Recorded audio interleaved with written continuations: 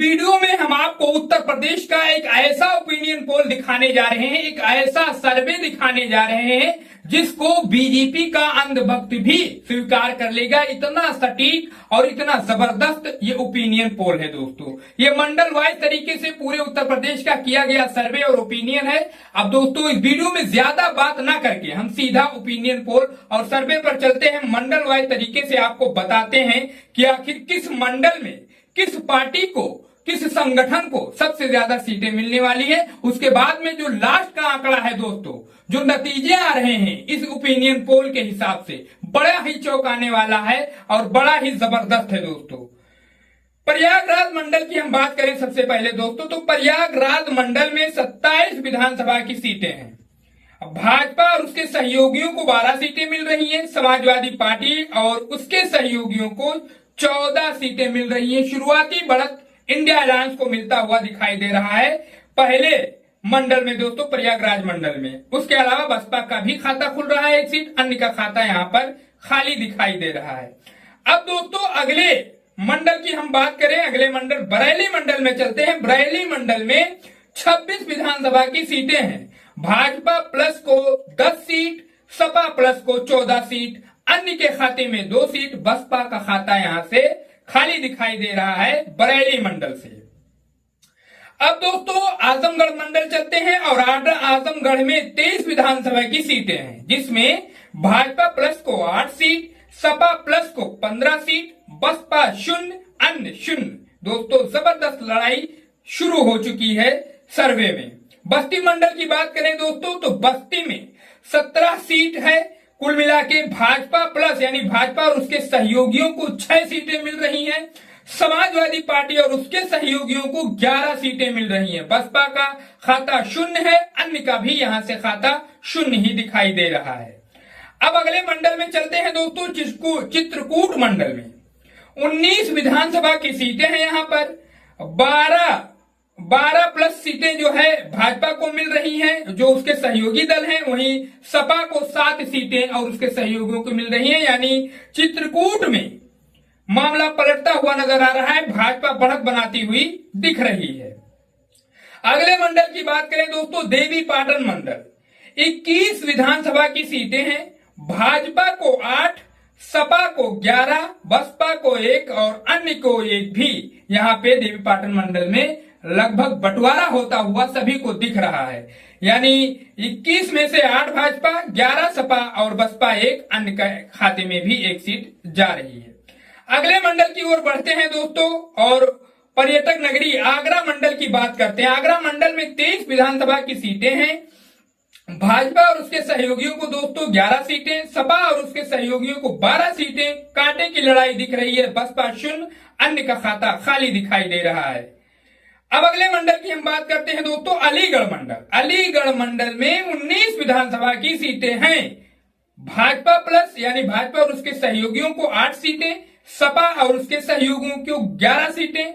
बसपा का खाता 0 है, अन्य का भी यहाँ पे अलीगढ़ में खाता 0 दिखाई दे रहा है। अब बढ़ते हैं दोस्तों योगी जी के घर के मंडल की यानी गोरखपुर मंडल की बात कर लें।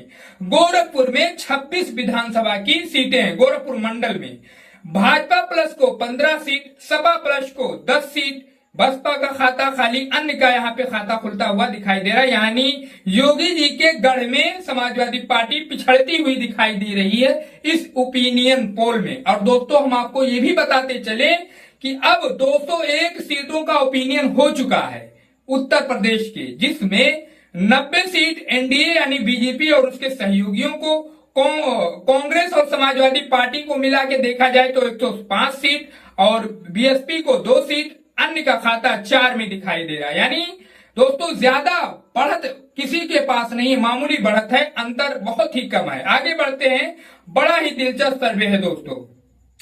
अगला मंडल यानी अयोध्या मंडल, जिस अयोध्या पर पूरे देश की निगाह, पूरे विश्व की निगाह टिकी रहती है और उत्तर प्रदेश में सबसे टिपिकल अयोध्या और अयोध्या मंडल है दोस्तों। यहां पर देखते हैं किसकी बाजी किसके हाथ लगती है। 27 विधानसभा की सीटें हैं अयोध्या मंडल में।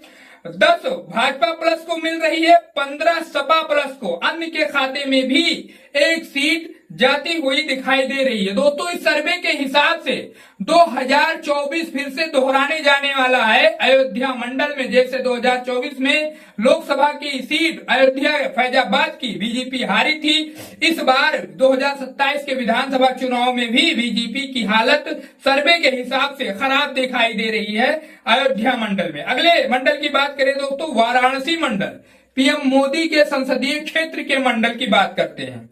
यहां पर 25 विधानसभा की सीटें हैं।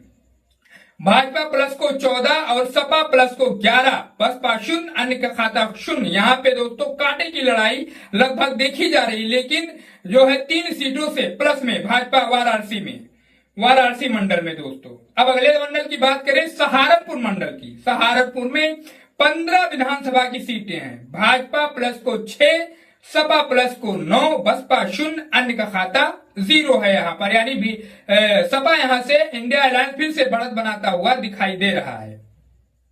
अगले मंडल में चलते हैं दोस्तों, मुरादाबाद मंडल। 25 विधानसभा की सीटें हैं इस मंडल में। भाजपा प्लस को 10 सीटें, सपा प्लस को 14 सीटें, बसपा का खाता 0, अन्य का खाता 1, यानी दोस्तों यहाँ पर भी सपा बढ़त बनाती हुई मुरादाबाद मंडल में दिखाई पड़ रही है।